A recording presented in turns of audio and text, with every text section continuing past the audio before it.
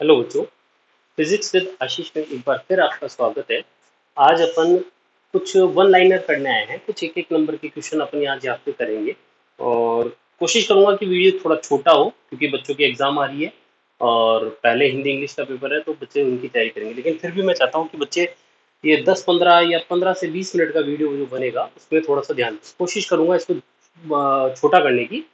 तो देखो, आज एक एक नंबर के क्वेश्चन अपन करने वाले करीब 20 क्वेश्चन अपन यहाँ पे अभी करेंगे और फटाफट से करेंगे। देखो, सबसे पहले पहला क्वेश्चन अपन ने कहा कि प्रदीपन तीव्र यानी ल्यूमिनस इंटेंसिटी, इसका मात्रक क्या होता है? ल्यूमिनस इंटेंसिटी का मात्रक होता है कैंडेला। क्या होता है? कैंडेला। थ्योरेटिकल क्वेश्चन है, याद करना पड़ेगा, इसका कोई इलाज नहीं है। दूसरा क्वेश्चन मैंने कहा हम एक और आता है कि भाई एक जूल बराबर कितने, उसको सीजीएस में कन्वर्ट करते हैं तो कितने अर्ग होता है? तो एक जूल बराबर 10 की पावर 7 अर्ग। इसी प्रकार एक क्वेश्चन ये भी बन सकता है कि एक न्यूटन बराबर कितने डाइन होता है? तो 10 की पावर 5 डाइन होता है। ठीक है, ध्यान रख लेना। तीसरा क्वेश्चन अपन देखते हैं कि प्लांक नियतांक, ये काफी बार पूछा गया है। प्लांक नियतांक का कई बार या तो मात्रक पूछ देता है या बीमा पूछ देता है। अगर प्लांक नियतांक जिसको अपन किससे रिप्रेजेंट करते हैं? एच रिप्रेजेंट करते हैं। कहाँ आता है मैं आपको याद दिलाता हूँ, आपने केमिस्ट्री में पढ़ा होगा, अभी तो 11th क्लास वाले बच्चों, 12th में तो आएगा आएगा अपने प्लांक नियतांक E is equal to h nu होता है। ठीक है ना? तो एच जो होता है वो प्लांक नियतांक होता है। एच बराबर हो जाएगा ई अपॉन न्यू। एच बराबर क्या हो जाएगा? ई अपॉन न्यू। ई क्या होती है? ऊर्जा। ऊर्जा का मात्रक मैंने कहा जूल। और न्यू न्यू क्या होता है? फ्रीक्वेंसी। न्यू क्या होता है? आवृत्ति। आवृत्ति का मात्रक क्या होता है? प्रति सेकंड, यानी कि प्रति सेकंड यानी 1/सेकंड, यानी इसका मात्रक क्या होगा? Joule into second. यानी प्लांक नियतांक का मात्रक क्या होता है? Joule into second. याद रखोगे। अगर आपसे कोई विमा पूछ ले तो विमा अपन निकालते हैं एच इक्वल टू, मैंने कहा ई यानी कि कार्य या ऊर्जा। ऊर्जा जो है उसका उसकी विमा क्या होती है? मैंने कहा m1l2t-2। अरे यही होती है क्या? ये तो होती है m1l2t-2। और न्यू न्यू आवृत्ति है। आवृत्ति की विमा क्या होती है भाई? प्रति सेकंड मैंने बताया तो 1/t1 या t-1 लिख सकता था नीचे। समझ रहे हो क्या? यानी h इज इक्वल टू हो जाएगा m1l2t-1। अरे कोई दिक्कत तो नहीं है। ई की यानी कि ऊर्जा की अपन निकाल सकते हैं ना विमा। ऊर्जा की आप हाफ एम वी स्क्वायर से निकाल लो। ठीक है, वही ई क्या? ऊर्जा है। ऊर्जा की हाफ एम वी स्क्वायर से निकाल लो, गतिज ऊर्जा वाले फॉर्मूले से, या एमजीएच से निकाल लो, किसी से निकाल लो, यही आएगी m1l2t-2। और ये इंटू ये 1/t1 आया तो ये आ गया। फिर इसके बाद में क्या हो जाएगा? चौथा क्वेश्चन अपन देखते हैं। चौथा है द्रव्यमान की सबसे बड़ी इकाई कौन सी होती है? आपसे पूछा जाए द्रव्यमान की सबसे बड़ी इकाई, तो वो होती है 1 CSL, चंद्रशेखर लिमिट। क्या बोल रहा हूं मैं? चंद्र, कभी कभी इंडियन साइंटिस्ट के नाम सुनने में आते हैं, चंद्रशेखर सीमा। क्या है ये? द्रव्यमान की सबसे बड़ा मात्रक है। तो द्रव्यमान का यानी कि अगर मैं बोलूं कि 1 CSL बराबर क्या होता है, तो ध्यान में रखना सूर्य के द्रव्यमान का 1.4 गुना, 1.4 इंटू सूर्य का द्रव्यमान, सूर्य का द्रव्यमान, मास ऑफ सन। ठीक है, ध्यान रखोगे 1 CSL is equal to 1.4 into 10 1.4 into mass of sun. फिर इसके बाद में मैंने कहा पांचवा क्वेश्चन अपन देखें, तो पांचवे में अपन ने कहा 1 एस्ट्रोनॉमिकल यूनिट, यानी कि एक खगोलीय मात्रक। या तो आपसे इसकी परिभाषा भी पूछी जा सकती है, खगोलीय मात्रक। अगर मैं आपको परिभाषा बताऊं तो मैंने कहा ये जैसे मान लो सन है और ये है अर्थ, तो दोनों के सेंटर, मतलब सन का सेंटर और अर्थ का सेंटर, इन दोनों की जो बीच की जो डिस्टेंस होती है उसको अपन बोलते हैं 1 एस्ट्रोनॉमिकल यूनिट। डेफिनेशन समझ में आई? खगोलीय मात्रक किसे कहते हैं? कि वही सेंटर ऑफ सन, सूर्य का केंद्र व पृथ्वी के केंद्र के मध्य की दूरी को हम लोग क्या कहते हैं? एक खगोलीय मात्रक कहते हैं। ठीक है, अगर आपसे पूछे कि 1 AU इज इक्वल टू कितना होता है, तो 1 AU याद रखना पड़ेगा आपको, 1.5 इंटू 10⁻11 मीटर होता है। यानी कि सूर्य और पृथ्वी के मध्य की दूरी कितनी है? 1.5 इंटू 10⁻11 मीटर। याद रखोगे। इसके बाद में छठा क्वेश्चन आता है 1 लाइट ईयर। 1 लाइट ईयर किसे कहते हैं? अगर परिभाषा में बोलूं तो प्रकाश द्वारा एक वर्ष में तय की गई दूरी। भाई आपको सबको पता है कि प्रकाश एक सेकंड में कितनी दूरी तय करता है? 3 लाख किलोमीटर। यानी प्रकाश का वेग क्या होता है? 3 लाख किलोमीटर प्रति सेकंड, यानी एक सेकंड में वो 3 लाख किलोमीटर चलता है। ठीक है, एक वर्ष में जितनी दूरी चल जाएगा उसको अपन कहते हैं 1 लाइट ईयर। ध्यान रखना, ये भी कई बार क्वेश्चन आया है कि प्रकाश वर्ष किस कौन सी भौतिक राशि का मात्रक है? तो वर्ष को देख के आप समय मत लगा देना। क्या है ये दूरी का मात्रक है। 1 light year is equal to कितना होता है 9.46 इंटू 10 टू द पावर 15, या ऑलमोस्ट इसको अगर 10 मानूं तो 10 टू द पावर 16 भी बोल सकते हैं। ठीक है, ठीक है। फिर इसके बाद में आता है 7th क्वेश्चन अपना। 7th क्वेश्चन में मैंने कहा 7th क्वेश्चन है 1 पार्सेक। 1 पार्सेक आपसे क्वेश्चन ऐसा पूछा जाएगा कि मान लो ऐसे पूछे कि दूरी का सबसे बड़ा मात्रक कौन सा होता है, तो पार्सेक होता है। 1 पार्सेक इज इक्वल टू अगर पूछ ले तो क्या हो जाएगा 3.1 इंटू 10 टू द पावर 16। दूरी का सबसे बड़ा मात्रक होता है पार्सेक, और इसका मान कितना था 3.1 गुणा 10 की पावर 16। परिभाषा बोलूं तो परिभाषा ये है कि आप एक आर्क बनाओ, चाप बनाओ, चाप समझते हो ना, ठीक है, एक चाप बनाओ और उसकी लंबाई ले लो 1 एस्ट्रोनॉमिकल यूनिट के बराबर, और उसको ऐसे बिंदु से उनके आर्क के दोनों बिंदुओं को मिला दो, आर्क के दोनों सिरों को उस एक बिंदु से मिलाओ कि उस बिंदु से मिलाना है जहां पर ये 1 सेकंड का कोण बनाए। 1 सेकंड बहुत ही छोटा कोण है, मैं 1 सेकंड की परिभाषा में फिलहाल नहीं जा रहा हूं। 1 सेकंड बहुत ही छोटा कोण होता है, 1 डिग्री का 36वां हिस्सा होता है, तो यानी कि ये 1 सेकंड यानी बहुत दूर होगा। तो ऐसी कंडीशन में जो इस आर्क की रेडियस होगी वो 1 पार्सेक के इक्वल होगी। ध्यान से सुनना, वो क्या होगी 1 पार्सेक, और ये 1 पार्सेक जो है वो दूरी का सबसे बड़ा मात्रक है। ध्यान में रखोगे, वेरी गुड। ये 7वां क्वेश्चन हो गया। फिर इसके बाद में 8वां क्वेश्चन, समय का सबसे छोटा मात्रक। समय का सबसे छोटा मात्रक क्या होता है, शेक, 1 शेक। क्या बोला, समय का सबसे छोटा मात्रक क्या होता है 1 शेक होता है, और 1 shake is equal to 10 to the power -8 second. कोई दिक्कत, ये हो गया। फिर इसके बाद में 9वां क्वेश्चन आता है अपने पास में सारे एक एक नंबर के हैं भैया। हाँ, तो आप एक बार वीडियो देख लोगे, थोड़ा सा ध्यान लगा के देख लोगे तो ये 10 मिनट या 15 मिनट का जो वीडियो होने वाला है उस वीडियो में आपको ये एक एक नंबर के क्वेश्चन तैयार हो जाएंगे, लगभग 20, और 20 के अंदर के भी मैं कहीं बोल रहा हूँ, लगभग 40 क्वेश्चन तैयार हो जाएंगे आपके एक एक नंबर के। फिर इसके बाद में मैंने कहा 9th क्वेश्चन है, थोड़ा ध्यान से सुनना। स्थिति सदिश के समय के सापेक्ष अवकलन किसको प्रदर्शित करता है। स्थिति सदिश का समय के सापेक्ष अवकलन, स्थिति सदिश मतलब एक्स वेक्टर का समय के सापेक्ष यानी dx by dt, खत्म हुआ। समझ में आ गया क्या, किसको रिप्रेजेंट करेगा, वेग को करेगा। किसको करेगा, वेग को।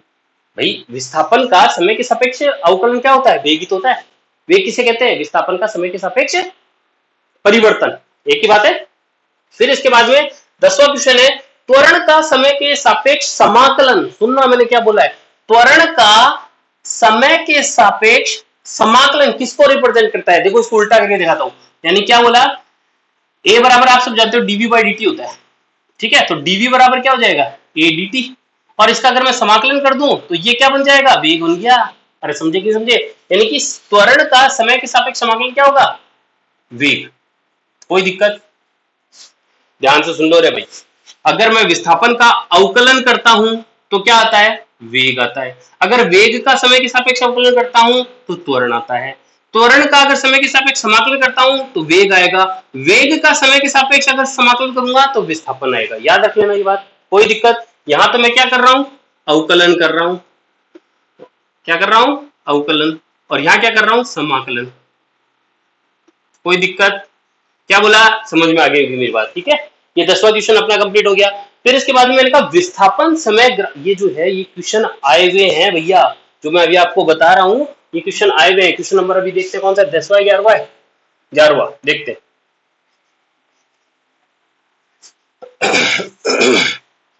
11वां क्वेश्चन क्या बताया, विस्थापन समय ग्राफ की ढाल, विस्थापन समय यानी कि डिस्प्लेसमेंट और टाइम ग्राफ है अपने पास, और उसकी ढाल बोल रहा है यानी कि स्लोप, ढाल। तो मैंने आपको बताया ढाल बोले तो ये अपॉन ये, मतलब ये अपॉन ये, मतलब ये तो है समय और ये है विस्थापन। तो अगर इसकी ढाल बोल रहा है तो विस्थापन अपॉन समय जो भी होगा, यानी किसको रिप्रेजेंट करेगा, विस्थापन डिवाइडेड बाई समय, ठीक है। और तो ये किसको रिप्रेजेंट करता है, आप सब जानते हो, वेग को करता है। अरे कोई दिक्कत है, विस्थापन समय ग्राफ की ढाल किसको रिप्रेजेंट करती है, वेग को रिप्रेजेंट करती है। फिर वेग समय ग्राफ, अगला क्वेश्चन है वेग समय, क्या बोल रहा हूं, वेग समय। तो देखो वेग ये रहा और ये रहा समय, इसकी ढाल किसको रिप्रेजेंट करेगी, मैंने कहा वेग समय ग्राफ की ढाल जो है वो भी रिप्रेजेंट करेगी वेग बटे समय को। वेग बटे समय क्या होता है, डीवी बाई डी टी। क्या होता है, त्वरण को। किसको रिप्रेजेंट करेगी, त्वरण को। यही तो कह रहा हूं। क्या क्वेश्चन था, क्वेश्चन नंबर 12, वेग समय ग्राफ की ढाल त्वरण को रिप्रेजेंट करेगी। अगला क्वेश्चन, वे 13वां क्वेश्चन क्या है देखते हैं। वेग समय ग्राफ का समय अक्ष पर घिरा हुआ क्षेत्रफल। भाई वेग समय ग्राफ है, ग्राफ कौन सा है, ये तो है वेग और ये है समय। और जो भी ग्राफ बनता है, मान लो कैसा भी ग्राफ बनता है, उसका समय अक्ष पर घिरा हुआ क्षेत्रफल, यही तो होगा।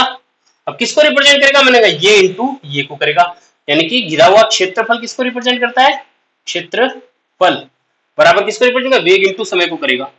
याद रखना जो भी राशि यहाँ है इंटू ये, वेग इंटू समय को। तो क्या बन जाएगा, वेग इंटू समय क्या होगा, बताओ जल्दी से, विस्थापन। क्या होगा, विस्थापन। कोई दिक्कत, क्या कहा मैंने, 13वां क्वेश्चन क्या था, वेग समय ग्राफ की का समय अक्ष पर घिरा हुआ क्षेत्रफल विस्थापन को रिप्रेजेंट करेगा। बोलो कोई दिक्कत। फिर मैंने कहा कई बार क्या ऑब्जेक्टिव टाइप क्वेश्चन आता है और आपको बोलता है कि इनमें से देखो कि भाई एक राशि दे देगा भौतिक राशि, और इन ये किस भौतिक राशि की विमा के तुल्य है। तो कई बार क्वेश्चन एक बार ये आया हुआ है संवेग की विमा किस भौतिक राशि के तुल्य है। क्वेश्चन क्या है हुआ, सुन लेना भैया, मैं लिख नहीं रहा हूं, लिखने से वीडियो लंबा हो जाएगा। संवेग किस भौतिक राशि की विमा के तुल्य है, या संवेग की विमा किस भौतिक राशि की विमा के तुल्य है। तो ऐसी कंडीशन में ऑप्शन आपको मिले होते, तो आप सबको पता होता है क्या, आवेग संवेग प्रमेय है, क्या होती है, संवेग में परिवर्तन आवेग के तुल्य होता है। आवेग को से रिप्रेजेंट करते, तो संवेग में परिवर्तन क्या, अरे संवेग में परिवर्तन, संवेग में से संवेग घटा दो, क्या आएगा, संवेग तो आएगा, तो दोनों की विमा क्या होगी, समान। अगर आपसे कोई पूछे विमा क्या होगी तो वो भी निकाल सकते हैं, यानी इसका आंसर क्या होगा, आवेग। संवेग व आवेग की विमा समान होती है, ठीक है। अगर इसका आपको निकालना हो तो आप जानते हो कि संवेग को एम भी लिखते हैं, m1, और v का क्या हो जाएगा, L1t-1, सही है क्या, तो इसकी विमा ये होगी। इसी के अंदर एक और क्वेश्चन है 14th क्वेश्चन, कि भाई एक और अपन कह दे कि मैं पूछते कि कार्य की विमा किस भौतिक राशि के तुल्य है। तो कार्य की विमा आप ऑप्शन देखोगे फिर छाट लोगे, तो देखो कार्य की विमा, देखो कार्य बराबर क्या होता है, बल गुणा विस्थापन। ये जो है एक भौतिक राशि है बलागुण, बलागुण। मैंने आपको कोई टॉपिक पढ़ाते हुए आपको बताया भी था बलागुण के बारे में, बल सिंपल पेंडुलम वाले टॉपिक में। बल गुणा बलों के बीच की लंबवत दूरी, बल गुणा बलों के बीच की लंबवत दूरी, यही तो लिखा था। तो देखो बल गुणा विस्थापन और बल गुणा दूरी, समझ रहे हो क्या, तो विमा तो क्या रहेगी इन दोनों की सेम, यानी कि कार्य और बलागुण की संवेग और आवेग की विमाएं क्या होती है, समान। क्वेश्चन नंबर 15, दो विमाहीन राशियों के नाम लिखिए। दो विमाहीन राशियों कौन सी होती है, बता सकते हो क्या आप लोग, अरे दो विमाहीन राशि, एक तो कोण होती है, एक विकृति होती है, याद रखना। अगला क्वेश्चन क्या बताया मैंने,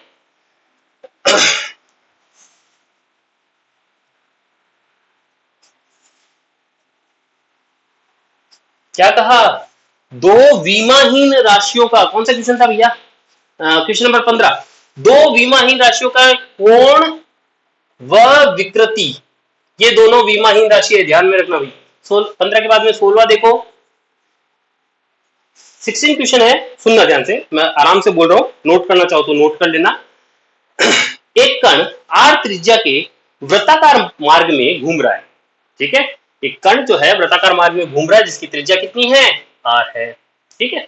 फिर अगले ने कहा आधे घूर्णन काल में चली गई दूरी व विस्थापन का अनुपात निकालो। आधे मतलब ये जैसे ये आधा हो गया, यहां से यहां गया, तो आधे घूर्णन काल में तय की गई दूरी और विस्थापन का अनुपात निकालो, यही तो पूछ रहा है अगला। तो भैया दूरी कितनी होगी, यहां से यहां तक जाएगा तो ये होगी दूरी, और ये सीधा हो गया विस्थापन। तो दूरी बताओगे यहां से यहां तक कितनी होगी, पूरा अगर चलता तो 2πr होता, अरे पूरा चलता तो कितना होता, 2πr, और आधा चल रहा है तो डिवाइडेड बाई 2 यानी πr, यानी दूरी कितनी होगी, πr, और विस्थापन कितना होगा, मैंने कहा r प्लस r यानी कि 2r, r से r कट गया, आंसर इज इक्वल टू π/2। बोलो कोई दिक्कत है क्या। क्वेश्चन नंबर 17 देखो, क्वेश्चन नंबर 17 की अगर मैं बात करूं तो क्वेश्चन आप नोट कर लो, 16वां नोट कर लिया था, इसी तरीके से 17 नोट कर लेना पॉज कर करके। 17वां क्वेश्चन है, एक व्यक्ति एक सीधी सड़क पर 500 मीटर दूरी 10 मिनट में व अगली 310 मीटर दूरी 5 मिनट में तय करता है, तो औसत वेग निकालो। दोबारा सुन लो क्वेश्चन क्या कहा, एक व्यक्ति जो है सीधी सड़क पर चल रहा है और वो क्या कर रहा है 500 मीटर दूरी, ये मान लो 500 मीटर दूरी हुई और वो 10 मिनट में तय कर रहा है। फिर आगे और चला दूरी, कितनी दूरी 310 मीटर चला, कितने मिनट में चल रहा है 5 मिनट में चल रहा है। औसत वेग निकालो, बहुत ही सिंपल क्वेश्चन है। क्या बोल गए, कुल तय की गई दूरी अपॉन कुल लिया गया समय। कुल तय की गई विस्थापन दूरी, ठीक है ना, कुल तय की गई दूरी औसत चाल औसत वेग है ना, औसत चाल मान लो ना, कुल तय की गई दूरी अपॉन लिया गया कुल समय, कुल समय ये तो होता है। कुल तय की गई दूरी कितनी होगी 500 प्लस 310, ये तो ही कुल तय की गई दूरी, और कुल समय हो गया 10 और 5 15 मिनट। मिनट को मैं सेकंड में कन्वर्ट करूंगा, ध्यान से सुन लेना। तो 15 इंटू 60, ये तो होगा कितना हो गया भाई 810 डिवाइडेड बाई 900, कितना आ गया भाई 981 990 यानी 0.9, क्या है ये मीटर प्रति सेकेंड। कोई दिक्कत, कर लोगे, सिंपल सा क्वेश्चन है। क्वेश्चन नंबर 18, ये मिटा रहा हूं भाई एक बार।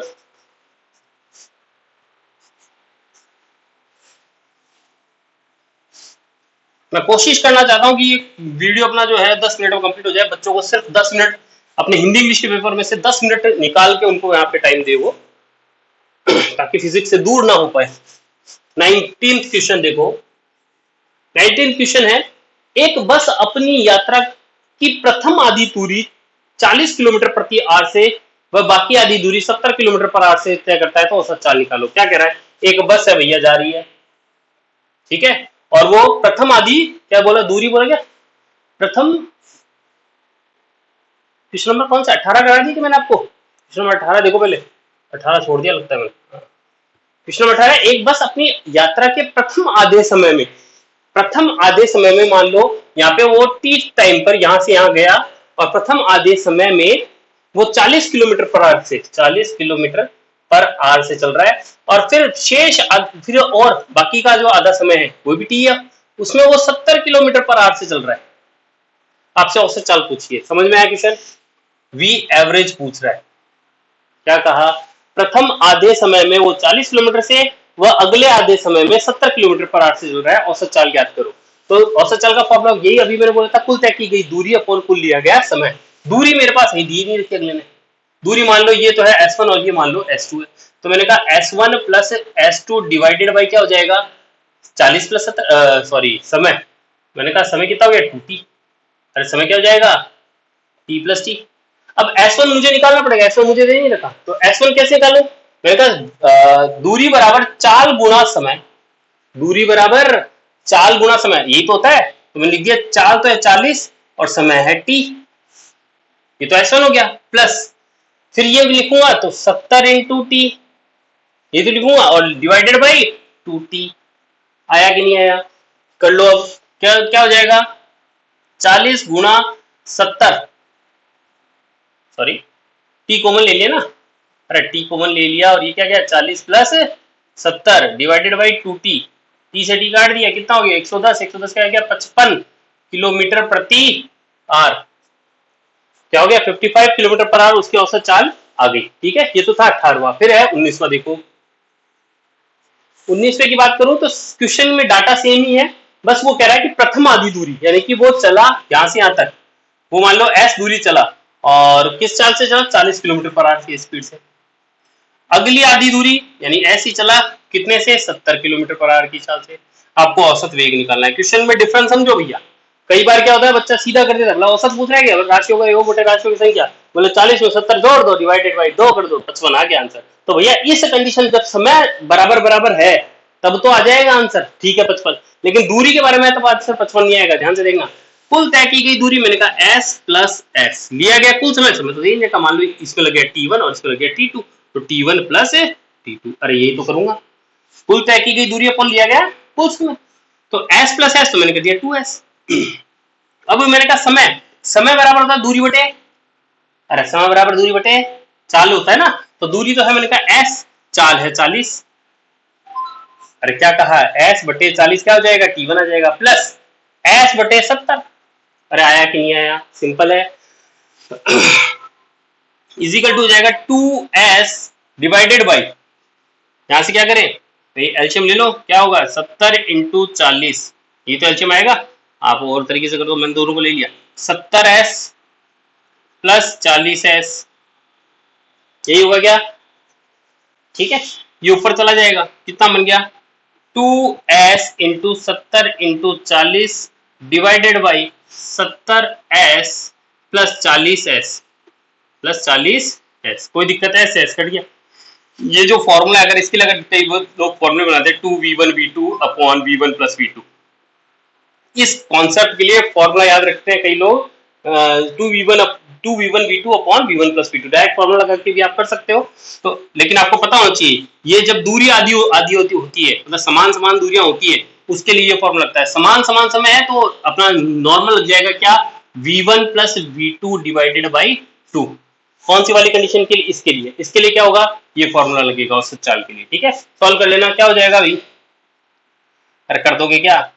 नीचे तो आ गया 110 और ऊपर क्या रह गया 70 इंटू 40 इंटू 2, काट दो, 7 चौक 28, 28 दूनी 56, यानी ऊपर आ गया 560 डिवाइडेड बाई 11, 11 पंजे 55, जीरो लगेगी पॉइंट और फिर बचेगा 5 सॉरी 1 10 11 99। ठीक है, ऐसा आंसर जब लगभग 51 आ जाएगा। ठीक है, देख लेना एक बार कैलकुलेशन, 560 डिवाइडेड बाई 11। ठीक है, फिर इसके बाद में एक लास्ट क्वेश्चन और मैं आपको भी करवाऊंगा। देखो ये भी अच्छा क्वेश्चन है, कई लोग डायरेक्ट इसको याद भी रखते हैं आंसर को, ऑब्जेक्टिव टाइप क्वेश्चन आता है तो, और कई लोग इसको सॉल्व करना भी पूछते थे। 1 नंबर का क्वेश्चन है, कैसे ही करवा लो, यहाँ पे कोई दिक्कत, मिटा दो, वेरी गुड। फिर इसके बाद देखो अगला क्वेश्चन,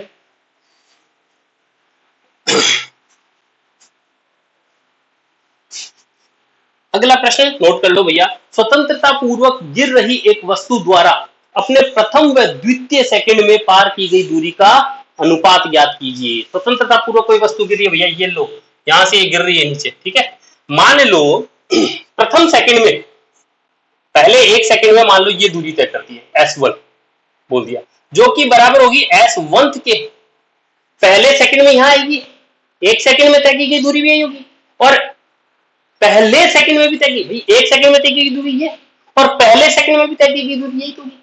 दूसरे सेकंड में, या ऐसे बोले 2 सेकंड में, या भी अपने से क्या पूछा गया, एक वस्तु द्वारा प्रथम व द्वितीय सेकंड, है ना, तो 2 सेकंड में मान लो, ये तो 1 सेकंड में गया, 2 सेकंड में मान लो यहाँ पहुंच जाती है, तो यहां से ये तो होगी S1 और ये होगी S2, 2 सेकंड में तय की गई दूरी। और दूसरे सेकंड का पूछता है अपने से, क्या पूछता है? दूसरे, तो दूसरे सेकंड में मैंने इतनी तो दूरी तय की, इसको लिखूंगा S सेकंड। कोई दिक्कत? यही तो होगी, समझ गए नहीं समझ गए? तो करते हैं। सबसे पहले मैंने कहा देखो स्वतंत्रता पूर्वक गिरी है तो u बराबर 0 होगा। देखो फॉर्मूला होता है S बराबर ut plus half gt square, यही तो होता है, यही तो होगा। अब u 0 है तो मैं इसको काम ही नहीं लूंगा, 0 कर दूंगा। अब मेरे से पूछा अगले ने 1 सेकंड में तय की गई ऊंचाई या गहराई, जो भी बोल रहा है ना, S1 इज इक्वल टू, मैंने कहा हाफ जी, टी बराबर कितना लिख दिया 1, क्या आ गया? मैंने कहा g/2, और मैंने कहा क्या ये S1 है? क्या S1 थी तो है, और क्या होगा? आगे मैंने क्या निकाला? S2 निकाला। S2 क्या होगा? 2 सेकंड में तय की गई ऊंचाई, तो 1/2 g2 का स्क्वायर, अरे टी की जगह 2 लगा दिया, खत्म बात। ये क्या आ गया? मैंने कहा 4g/2, यही तो आएगा। लेकिन अगर मुझे S सेकंड निकालना है, यानी कि S2 माइनस S1 अगर निकाले तो ये आएगा दूसरे सेकंड में तय की गई दूरी या ऊंचाई। तो ये S2 माइनस S1 क्या हो जाएगा? 4g/2 minus g/2, g/2 common लिया तो 4 माइनस 1 हो जाएगा, क्या आ जाएगा? 3g/2, यही तो आएगा। तो अब मेरे से क्या पूछा अगला? S1 डिवाइडेड बाय अनुपात पूछा है S सेकंड का, क्या हो जाएगा भैया? मैंने कहा इसका तो आगे कितना S1 कर रहा है g/2 और इसका है 3g/2, g/2 से g/2 क्या इज इक्वल टू 1:3। अगर आपसे पूछे कि पहले प्रथम सेकंड में, दूसरे सेकंड में, तीसरे सेकंड में का अनुपात निकालो, समझ रहे हो क्या? तीसरे सेकंड का मतलब 3 सेकंड में तो यहां पहुंच रहा है, लेकिन तीसरे में तो यहां पहुंचा है ना, दूसरे और तीसरे के बीच वाला। तो ऐसी कंडीशन में अगर आपसे पूछे कि S1 ratio S second ratio S third ratio S fourth ऐसे पूछे, तो आप डायरेक्ट लिख सकते हो 1 1:3:5:7 इस तरीके से अपना आंसर आता जाएगा। ठीक है ना। फिलहाल अपने से जो क्वेश्चन पूछा गया था उसका आंसर है 1:3। कोई दिक्कत कर लोगे। आज के समाचार यही समाप्त होते हैं। जय हिंद, जय भारत।